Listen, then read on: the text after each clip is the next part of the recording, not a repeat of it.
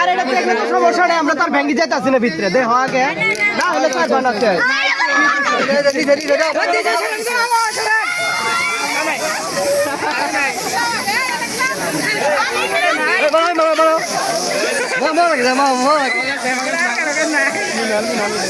মিনা লাগলে না